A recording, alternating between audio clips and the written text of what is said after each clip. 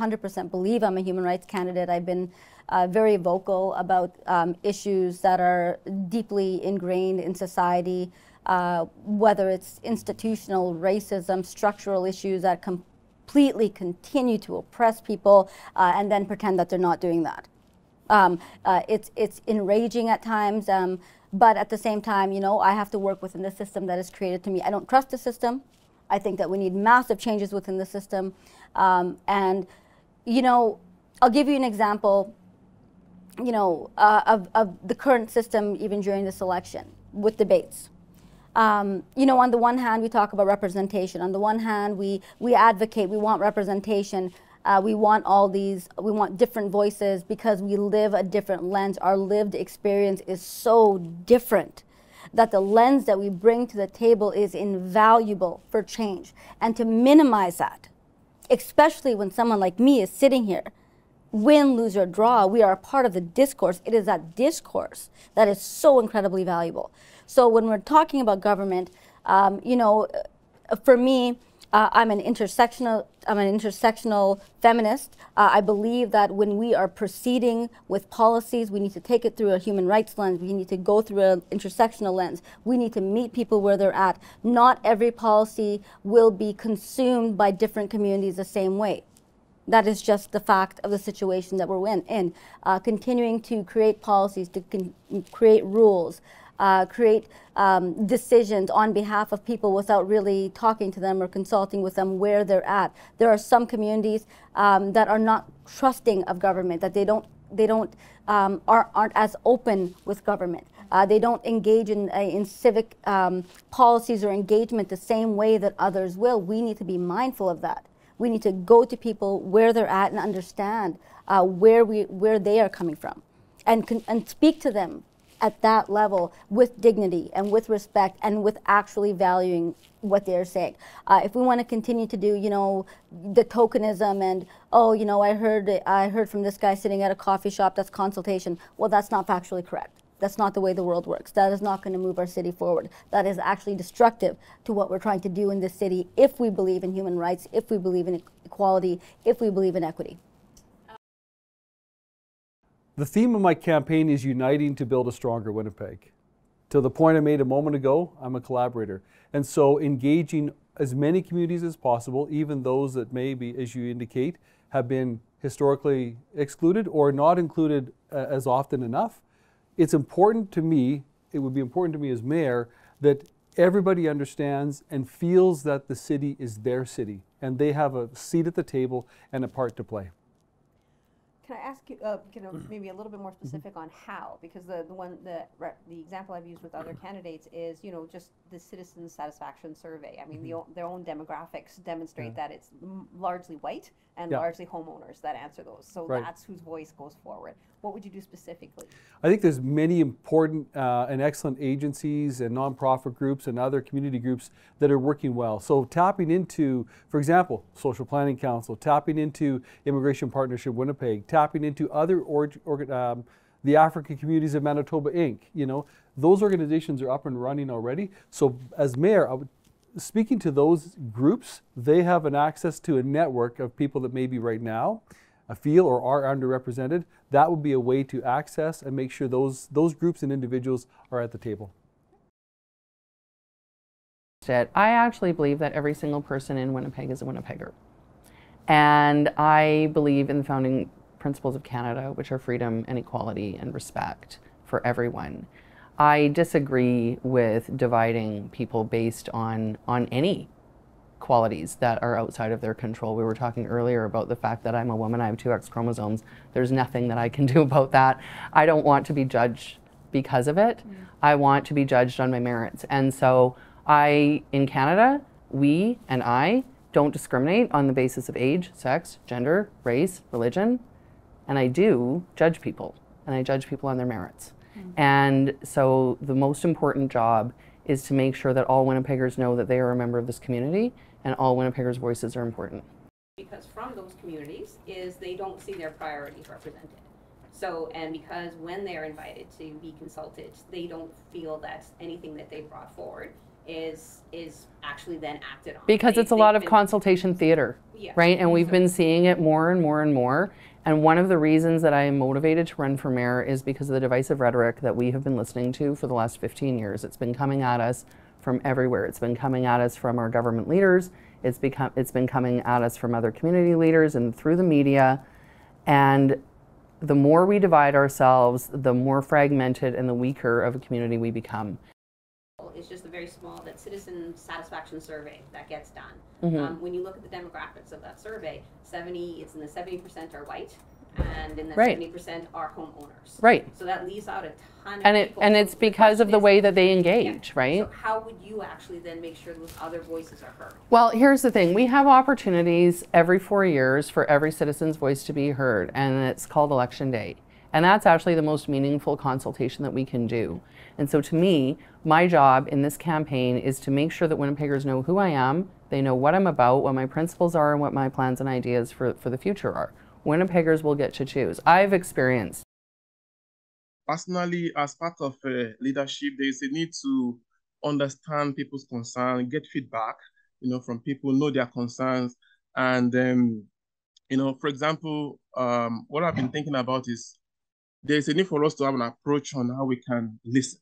We need to listen to people. What do they really want? And the moment you understand that, it will be very easy for you to build a deeper, stronger and more trusting relationship, between the city and the excluded communities. So there's a need for us to work together, sit down together, come together and partner. Another thing is to also support, you have to partner, with some kind of maybe social enterprise to provide some kind of training as well. And you have to ensure fairness and equity in our community as well. And I think that one is very huge from my own perspective. And there is a need to also strengthen that relationship, with excluded communities as well. I think that thing is very important. Like you mentioned, you already mentioned my point, like survey, like questionnaires, you need to know their concerns. And from there, you'll be able to understand, what do we need to do next? Because one thing I've realized about leadership is not only about just doing what you want. It's about doing what people really want you to do, what they want to see, right, in the city. So I strongly believe that you send out the survey and then you'll be able to get feedback from them and you'll be able to implement some of those stuff. When I was a member of Parliament in Winnipeg Centre, if anyone who wanted to meet with me, I never ever turned anyone away. And so last night I was at a forum that was put on by Bike Winnipeg. I look forward to continuing to meet with people from Bike Winnipeg, but I also was at the mental health conference yesterday as well, speaking with people, for instance, from the Independent Living Resource Centre, which is just over in Portage Place. And you have to go out and meet with people. You can't just stay with the same socioeconomic groups over and over again just because it's more comfortable. I like going down to Oak Table. I like being at Solo Mission. I like talking to people who have been excluded. I love going to powwows because you get a different opinion. Now, obviously, those are events, but it's really also important to actually have those advisory groups of community members that actually can come and advise the City Council and the Mayor's office, and involving the City councillors in those groups to make sure we have that diversity of views about what's going on in our city. If, for instance, if we're building infrastructure, are we ensuring that it's actually accessible? Have we reviewed that? What mistakes have we made in the past? How are we involving the civil servants in those decisions? Are they aware of these concerns? Sometimes they're not. They kind of sometimes forget. They get focused on other priorities, and it's important to have the mechanisms in place to bring people back. Quebec City uses a lot of city or community councils, which have some decision-making ability to influence the overall council decisions, and they can recommend stuff to go to City Council. We need to be putting that here in place as well, to making sure our neighborhoods are able to be respected, that there is that there's support for them, because if decisions are being made, at the end of the day, the citizens should have a say in it. Shouldn't be decided some far off place in Charleswood or St. James. It should be decided by, those people who are most impacted, obviously respecting the overall vision of the city. Like, we want to move the city forward, but we have to talk to each other.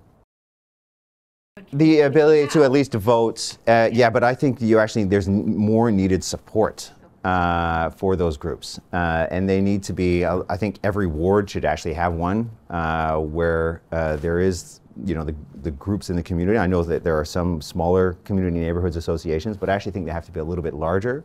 And they should actually have employees dedicated from the city whose whole sole purpose is to support them in doing consultations, making sure that the community feels that their voice is heard, making sure that their needs are respected, and then trying to come up with the best ideas for what needs to happen in all the communities.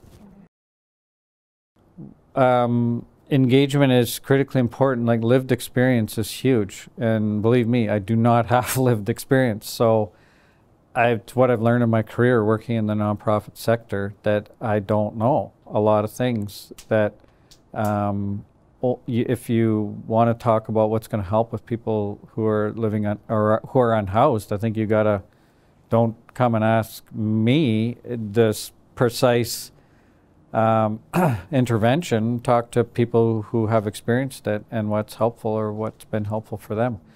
My job as mayor, I think, will be to get resources to those people. And as you know, I've written about an army of problem solvers. Like, I'm excited about that because there's so many people have so much knowledge about doing awesome stuff, and they're starved for resources, or they're coming up with blocks and trying to get stuff done at City Hall. And my job as mayor is to make it easy for those problem solvers so that they can thrive and have big impact.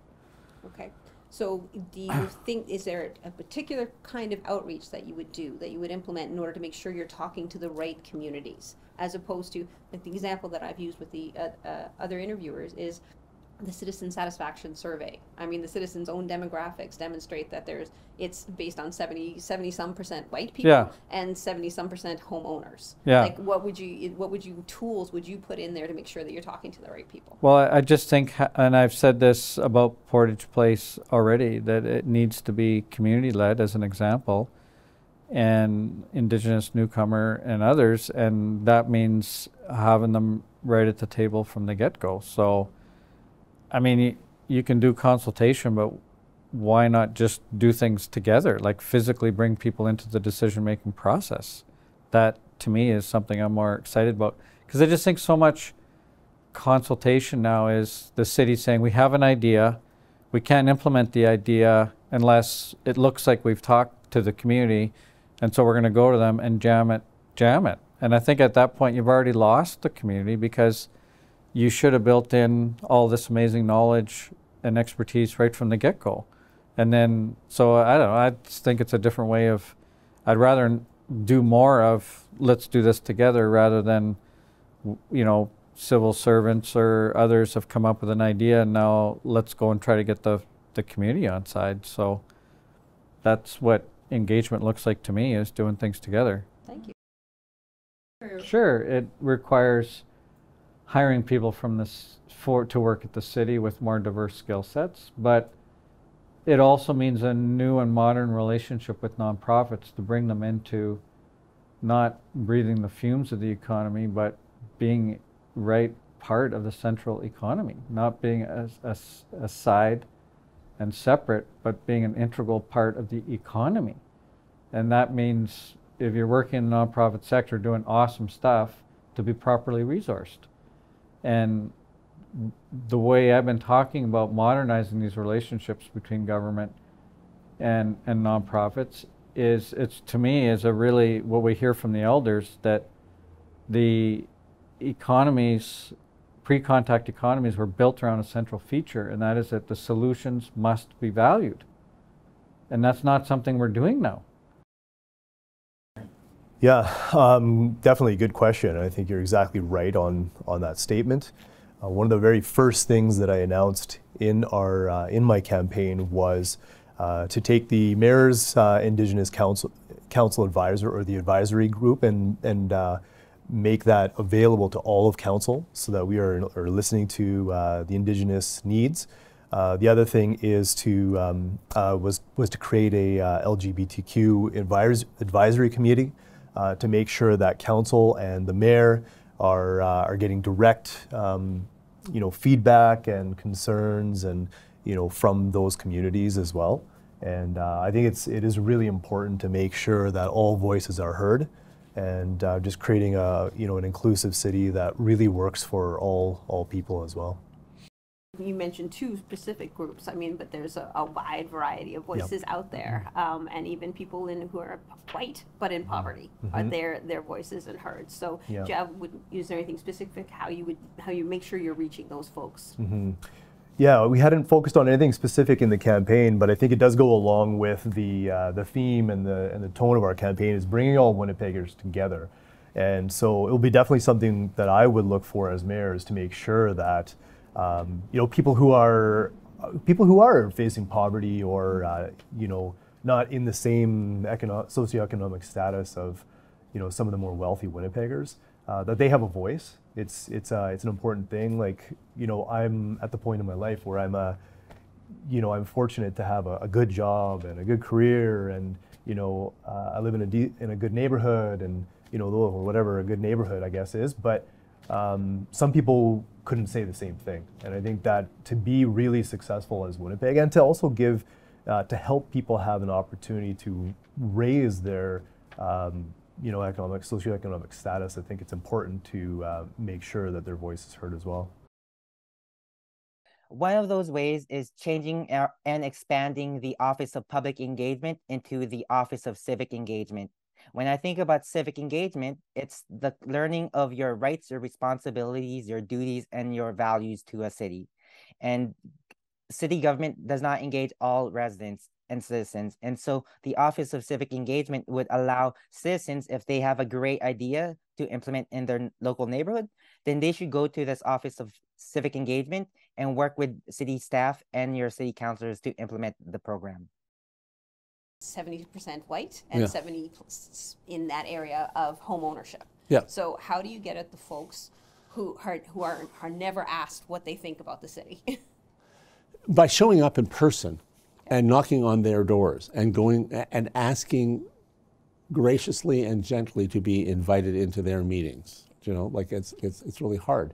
We did an experiment when I was mayor, and this was a long time ago, and I don't think racism has receded very much, but I would say it was a point when it was probably a little more acute. That we sent out invitations to meetings in the William White neighborhood.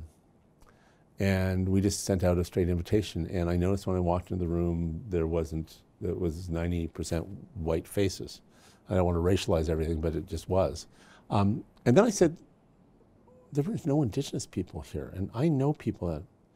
So I tried a little experiment about a month and a half later. We were doing this outreach. This was on trying to build these community-based housing initiatives, community housing plans. We were sort of locally democratizing housing initiatives that we'd fund a plan that was created in the neighborhood, and we'd provide the capital, right? And so the next one I said, we sent out specific invitations with some visuals of Indigenous people, some from the neighborhood, and said, this is a very important meeting. We hope you'll all come out. There is it's very important invitation to the Indigenous community in the area to come out. And everyone thought that was a little awkward and weird. But I walked into that same community center about 3 months later, and it was about 50-50. Half the people showed up, and it was just, and that always stuck in my mind. I always sort of think that some of the worst things of racism, homophobia, and misogyny and sexism, is that you just fail to include. Do you know what I mean? The failure to actually include. And when people, I'm starting to realize that when you have excluded people for so long, you actually have to invite them back. When I was young, was in an Anglican church, and I was actually, after being baptized in that, so religion's kind of a weird thing sometimes. Love it or don't agree with it. But there's such a ritual to becoming part of a faith community and being part of a community in something called a, quote, sanctuary, which can have some irony to it depending on who you are.